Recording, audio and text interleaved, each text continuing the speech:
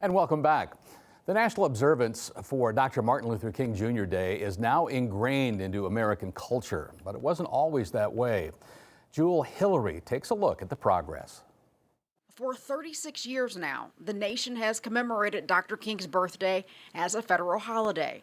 So depending on your age, you may have always been out of school to observe MLK Day. Although the campaign for a national holiday was ignited shortly after King's assassination, it took time and persistence to achieve. To learn how the day officially entered the national spotlight, we met Pastor Rich Redmond at the Dr. Martin Luther King Jr. Living Memorial in Marquette Park, where King marched August 5th, 1966. It all started with Stevie Wonder. I mean, that song just swept across the nation.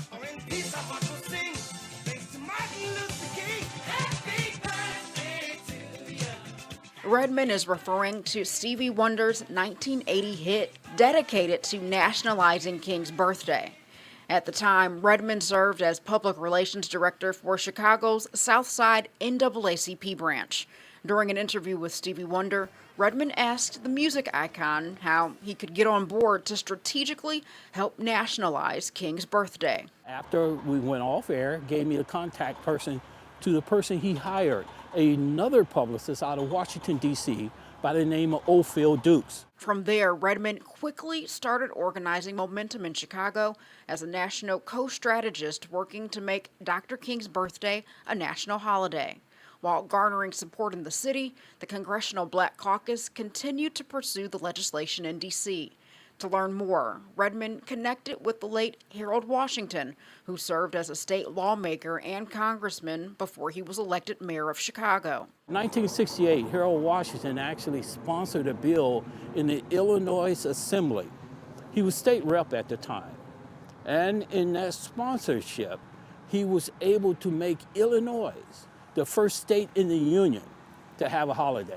In an effort to dig deeper and figure out how to consolidate what other states were already doing to celebrate King, Redmond says he reached out to the Dr. King Foundation in Atlanta for guidance, and he received a call back from Coretta Scott King. And she says to me, I understand you want information about the national effort to bring about my late husband's birthday as a holiday. Yes, ma'am. I said, yeah, sure, whatever you could give me. From there, Mrs. King met with Redmond on a trip to Chicago in November of 1980. She says, this holiday got to represent more than just a celebration. It's got to be a commemoration. It's got to bring up the things to help teach our children. Once receiving his orders from Mrs. King, Redmond incorporated her vision into the national strategy. A few months later, he traveled to D.C., where on January 15, 1981, more than 70,000 people gathered at the National Monument, rallying for a national MLK holiday.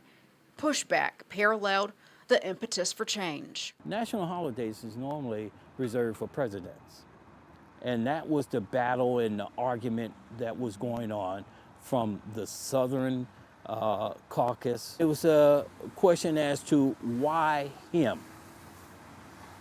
This man changed the conscience of this country. He showed unselfishness. He showed love.